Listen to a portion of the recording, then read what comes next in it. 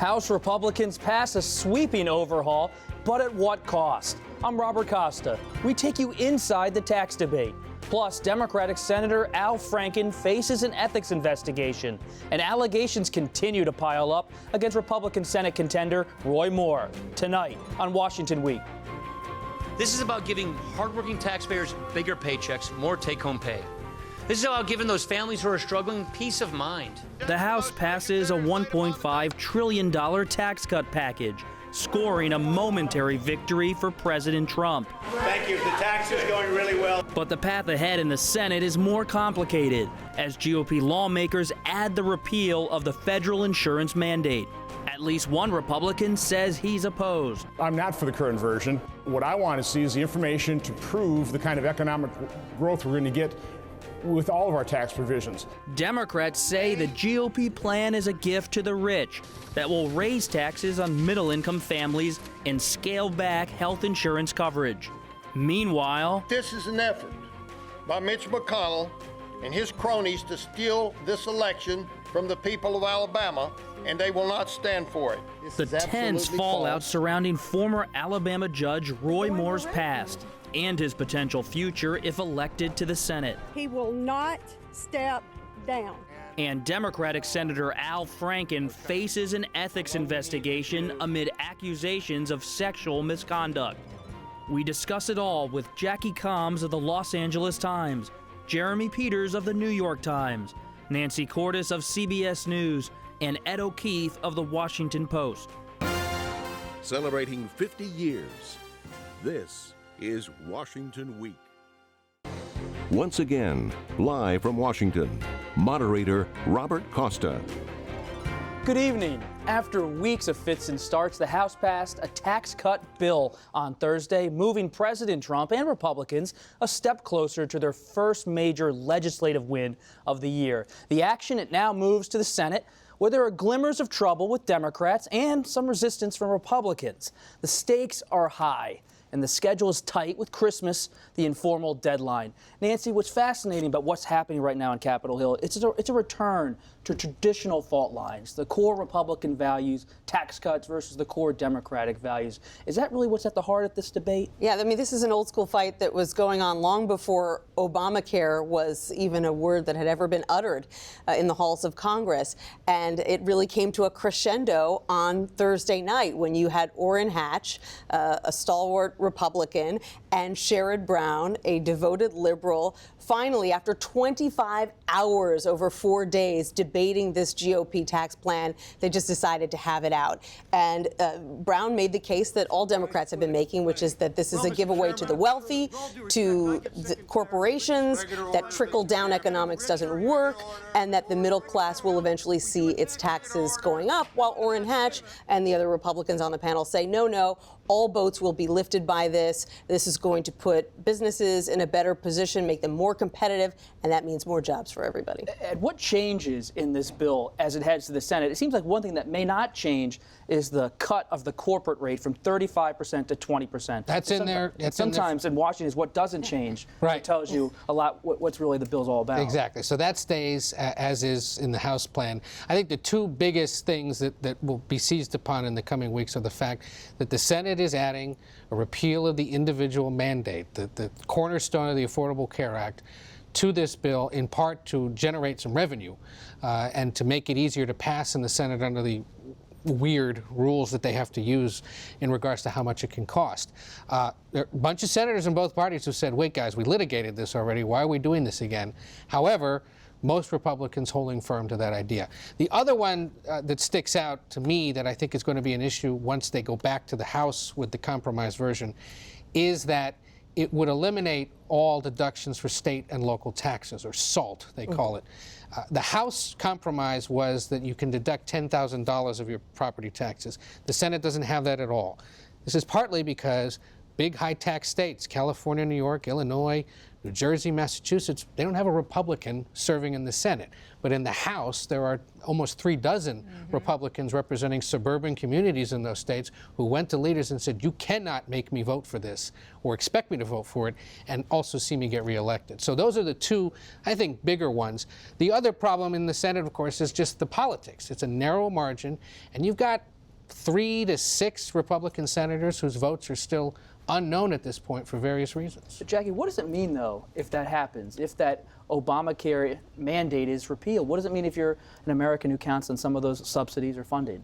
Well, it is the reason that the Joint Committee on Taxation has said that people who make from $10,000 to $30,000 a year will, in effect, not get a tax cut, and people $75,000 and under eventually won't either, because they're losing that tax credit for that health coverage and the subsidies. And the Republicans are arguing, well, that's not really a tax increase for them because it's just making people, as someone they said, not having to pay for crappy health insurance. Well, but now they're going to be uninsured, and so this comes back to all of us where they're going to be back in the emergency rooms to get their coverage. They're not going to have insurance coverage to get their care, and the rest of us are going to be paying higher premiums and higher costs in the hospital because of the fact that these people will become, once again, what Republican Senator Chuck Grassley used to call free riders back in the years when Republicans were for an individual mandate, for the very reason that people had to take responsibility and get health care coverage. They were free riders because they were just going to ERs or getting free health care. So this is where the health care bill debate has gotten conflated with the tax debate, but it affects cost of living and quality of life. When you look at why they're intertwined, Jeremy, you got to ask the question of why. Why are Republicans moving on health care as well as moving on taxes? Is it because the base wants it? You cover Breitbart and the base so closely. You interviewed Steve Bannon recently. Are they clamoring for what's happening on Capitol Hill? Not really. In the abstract, people like the idea of a tax cut, but you see this poll that just came out from Quinnipiac the other day, 16% of Americans think that it will actually cut their taxes. That should frighten every Republican on Capitol Hill right now. With regard to the health care mandate, though, the reason they're doing that, the reason it's in the Senate bill, is that said they need to pay for this somehow, right? It's also satisfying to the base, to your point. 7 years went by. Republicans said, put us in the catbird seat, we will deliver. We will repeal Obamacare. They tried, they failed, and it's still not clear to me that they'll be able to do it next year. Right. So they needed to have this in there as kind of a demonstration. Okay, we'll give it one more shot. In the end, though, you don't hear many people talking about it. It's not part of the conversation around the tax debate, by and large, because most people realize it's not going to happen. And interestingly, originally it was the president who said, hey, why don't you throw a repeal of the individual mandate in there? That way you can bring the top rate down from 39.5% to 35%. Republicans balked at that because they said, we're already getting slammed for making this a big boon to the wealthy. Getting rid of the individual mandate, which by and large, as Jackie pointed out, helps low-income people, and then doing that to bring rich people's taxes down is not going to fly. But they decided what we can do is bump up the tax cut for middle-income Americans and double the child tax credit. And so that's what that money is going towards. And trying to lift it out at this point would really put them in a big fiscal bind. But Jeremy pointed out that the reason they did this was not just to salvage their promise to repeal Obamacare, but to get the money from not paying out those subsidies anymore so they could pay for more tax cuts. Even so, the fact remains that these bills will add $1.5 trillion over 10 years, in the first 10 years, to the debt. I thought they were going to pay for themselves. Isn't that the theory? Right. Yeah, find me a credible economist that believes I saw Larry that, Summers today doing an interview saying that it's just a fantasy to assume that these tax cuts will generate so much growth that they will somehow magically pay for themselves. I think that they will generate, in a perfect case scenario, yes, generate some economic growth, but and they've done this to get more money for tax cuts, and yet the tax cuts for individuals expire in 2025 when the corporate tax cuts are permanent. In the Senate plan. in the Senate plan. And you know what the Democrats were doing when the Republicans voted for this, when the tally was called? Bye-bye.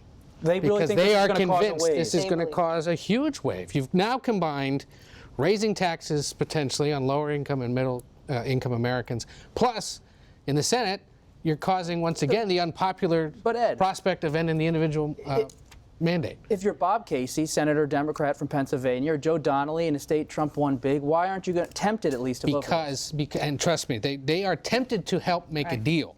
They are eager and willing to sit with Republicans and do it. But now, especially that the individual mandate repeal has been added back, they say no deal, no way. Because look at the polling just a few weeks ago in Virginia, New Jersey, and all those other local races across the country. What is now the #1 domestic concern? Preserving or messing too much with health care. Democrats know it is a rallying issue for them. And frankly, they have not been part of these negotiations in a serious way from the very beginning because Republicans believe that they can pass this tax plan without Democrats. And so, Democrats offered God knows how many amendments over the past week in the Senate Finance Committee, and 0 were approved. So there's no incentive on the Republicans' part to negotiate with Democrats, and therefore no incentive for Democrats to support What about the this plan. deficit hawks? You look at Senator Flake, Senator Corker, they've broken with President Trump, and they don't like the way this bill adds more than $1 trillion to the deficit. Senator Lankford of Oklahoma is also concerned about this. That's exactly right, because they understand the hypocrisy of it. These are guys who ran on a message of Tea Party fiscal austerity, and now they're talking about adding trillions and trillions and trillions to the debt by passing this massive tax cut. They understand that it's bad politics. And not only is it bad politics, but voters don't seem to understand what they're getting out of this. Republicans feel like they'll be punished if they don't pass something, so they need to pass something, or so they've told themselves. But I'm not sure, Bob, that the benefit of passing anything is really all that great, because as Nancy pointed out, the public really doesn't feel, they're not asking for a tax cut. They want their health care, they want a job, they want their country not to be nuked by North Korea. 4% of people in the last poll that I saw listed tax cuts as their major concern. Well, if I could just add to that, it's just this is a corporate tax cut. That's what it is. When you, to your argument at the very outset of this discussion, that this is a traditional tax debate and right up Republicans' alley, that this was, the fact it's not what Donald Trump promised. He promised a very populist plan that would, for individuals, and I would just, Jeremy bringing up the deficit, in 2025, when individual tax cuts expire, and all the Republicans are saying, oh, they'll be extended. They're not going to let taxes go up for people. The federal debt in 2025 will be $25 billion, even without this tax cut, which is 90% of GDP. And of course, the big Democratic concern is that this is just phase 1. Phase 2 is next year Republicans say, oh, look at what a hole we've now put in the budget with these tax cuts. Now we need to start cutting services. Now we need to start cutting Medicare and Medicaid and Social Security, and that's the We're going to keep a close eye on all this. We'll have to see if they actually can get it done by the holiday. I'm not planning any vacation. I don't know about all of you. For the moment, let's turn to another controversy on Capitol Hill, not as more controversial than taxes. This is Republican Senate candidate Roy Moore. The former Alabama judge continues to deny the allegations against him as more women come forward, accusing him of inappropriate sexual advances and misconduct over the past 30 years. During a news conference in Birmingham, Moore accused Senate leader Mitch McConnell of trying to steal the election from the voters of Alabama. McConnell said he believes Moore's accusers and suggested that the Republican Senate candidate would face an ethics probe if he were elected. Jeremy, I want to pull up something you wrote because it tells me so much about where we are, and this is in the New York Times. There was a time, you wrote, when the question of whether to disown a candidate accused of sexually abusing a 14-year-old girl was fairly straightforward. But the divisions in the Republican Party run so deep that it's now become a proxy fight. And that's what I want to talk about with you, is that this question about Roy Moore, it's now become something about the base of the party versus McConnell. It's not so much about Moore. No, it's not. Roy Moore is just a stand-in character. We've seen this happen in race after race for the anti-establishment. He represents to them the base. He represents to the base a big middle finger to Mitch McConnell. And that's basically what you have here. It's what Donald Trump was to a much larger degree. So I think that what Roy Moore can do is get what he is doing is once again kind of resetting the parameters of civility and lowering the bar in terms of what Americans will expect from the candidates that they elect. And this is really bad. I mean, somebody who is accused, some very credible accusations, of being essentially a sexual predator. And there are enough voters out there in Alabama who are saying, you know what? We hate Republican leadership so much that that's our guy. And the Democrat Doug Jones is gaining. Right, and Republicans on Capitol Hill I've spoken to have said that really the only thing they think at this point can get to Moore or to the Republican Party leadership in Alabama, which is still backing him, is if President Trump were really to step in a meaningful way. But he is not. I've shouted many questions to him this week about whether he believed Moore's accusers, whether he thought Moore should get out of the race, and I know a lot of other reporters did too, and he just wouldn't touch it. It was one time he did not want to talk to the microphones. Ed, the challenge for McConnell right now is pretty big. He's Governor Ivey, the female governor, Republican of Alabama, says she supports Moore. She's not going to call some kind of different election or ask Senator Luther Strange to resign. It seems like his hands are tied, McConnell's hands. They totally are. You either spark this fight that infuriates the base in Alabama even more to vote for Roy Moore, and then he comes to the Senate. And by McConnell's estimation, he then faces an ethics probe. So for potentially the next year, you immediately have a freshman senator facing all sorts of salacious allegations that the press and the public will want to hear about. And that the Democrats will run on it. And they will run on it. And that's the other thing. He will immediately become a poster child for the Republican Party, and every other Senate candidate across the country will say, you know, Senator X stands with Roy Moore. How can you vote for this party? Flip side, gets even worse. Chamber becomes even more narrowly divided if Doug Jones wins, 51-49. It'll become even more impossible to pass significant legislation. It is not a good time to be Mitch McConnell. Well, you know, the irony here is that Mitch McConnell is the villain in this to the Moore supporters, and yet you mentioned the governor of Alabama. She said explicitly that the reason she's going to support him vote for him is because she thinks we need to have a Republican Senate in order to confirm judges and get more Neil Gorsuches on the court. The irony here is that Neil Gorsuch would not be on the court but for Mitch McConnell, who held that seat open for an entire year by not giving Barack Obama a vote. And I have to say, I continue to this day to be puzzled as to why the conservative right, the evangelical right, does not give Mitch McConnell more credit. Because it's become this proxy war. He can make a credible case that he's a big reason that President Trump got elected, because in the suburbs of Philadelphia and other cities, Republicans who are moderates and might not have liked Donald Trump very much went to the polls and voted for him anyway because they said, well, this is about the Supreme Court. There's an opening on the Supreme Court, and that was all engineered by Mitch McConnell. Doug Jones, the Democrat. Does he really have a chance? Looks like it. There was one of the best, we call them live caller polls done this week on behalf of Fox News by a partisan firm, found him ahead. And also, curiously, if you dive into the numbers, if you look at the favorability ratings for the president, for Jeff Sessions, for Luther Strange, the incumbent who lost the primary, and for former President Barack Obama, of all those guys, who has the best numbers in the state of Alabama right now? Apparently, former President Obama. But doesn't that make you seem to think that the poll is kind of suspect? I had somebody raise some red flags to me. Not that I think that by any means, well, I don't know. Think about it this way. If you are an Alabamian right now, you're inclined to vote for Moore. You're probably changing your mind day to day. Do I believe the Washington Post? Sorry, Ed. Do I want Bernstein to give Mitch McConnell a victory? Or do I want to stand by the guy that I know will stand up to the very political system that I feel has So it becomes a political calculation more than about the accusations of women who are putting their names on the accusations. Right. I think it's entirely political. Let's stick with this topic, because while the president has avoided publicly addressing the allegations against Moore, He didn't shy away from commenting on the explosive accusations of sexual harassment against Democratic Senator Al Franken. Radio host and former model Leanne Tweeden says the Minnesota senator and former SNL comedian forcibly kissed her and groped her while the two were part of an overseas USO tour a decade ago.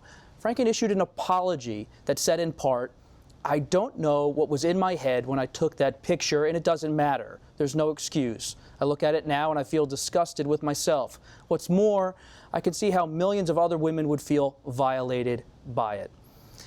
Franken has promised to cooperate with an ethics committee investigation. Hours later, President Trump commented on the accusations via Twitter, writing, "The Al Frankenstein picture is really bad, speaks 1,000 words." Nancy, you've been covering this all week. The fallout for Franken, he's still there, but it shows both parties have been implicated in this national debate, discussion about the important issue of sexual conduct. Absolutely. And senators from both sides were pretty quick to come out and say that he was right to apologize, that it was disgusting what he did, and that they believed his accuser, and that they supported an ethics investigation. I think the question when it comes to his future in the Senate is, A, does anyone else come forward? And B, what's his record in the Senate?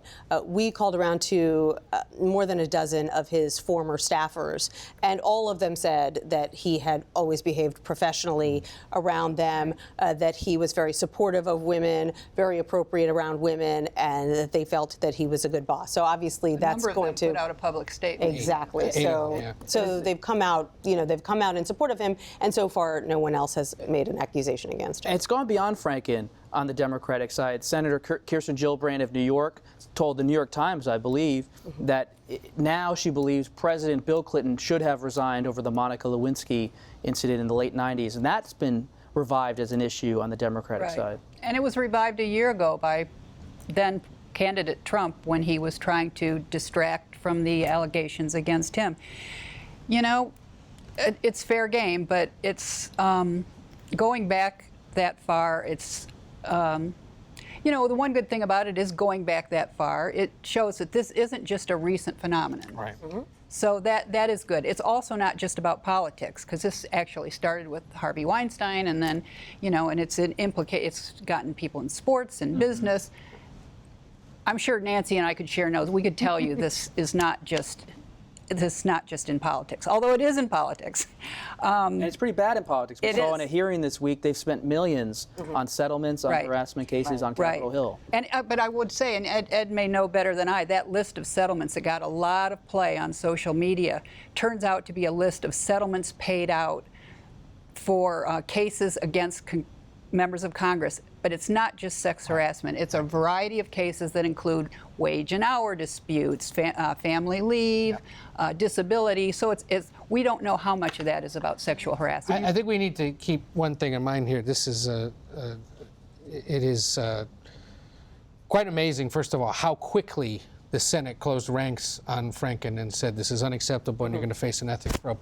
This was sparked because earlier in the week McConnell had said, if Roy Moore gets elected to the Senate, we will immediately launch an ethics committee investigation. So the precedent had been set. He knew right away, if it's that way for Roy Moore, it has to be that way for Al Franken. But there's a bigger point I want to make. I want to make this point. Early in the week, McConnell, without fail, without hesitation, made very clear, I believe the women. He doesn't like Roy Moore. He doesn't want to see Roy Moore in the Senate. He's doing everything he can to stop him. But I think seeing one of the most senior political leaders in this country very clearly say, I believe the accusers, was a watershed moment, and something that I think allowed very quickly for what to unfold this week, where just about every other lawmaker said, and can we, I agree with the cynic here. Can we not forget, though, that this is about child molestation allegations? Well, in the case of Roy Moore. Roy Moore, yes. I hate to be the cynic here, but ultimately this is all political. Everything's politics. McConnell would not have come out. We're going to get out. We'll get to this on the webcast. We're going to have to leave it there. Thanks everybody for being here. I appreciate it as always. And our conversation will continue online, as I said, on the Washington Week Extra, where we'll tell why millions of dollars in taxpayer money has been sent on settlements, including harassment suits against those lawmakers. You can find that later tonight and all weekend long at pbs.org/WashingtonWeek. I'm Robert Costa, and I wish you and your family a happy Thanksgiving.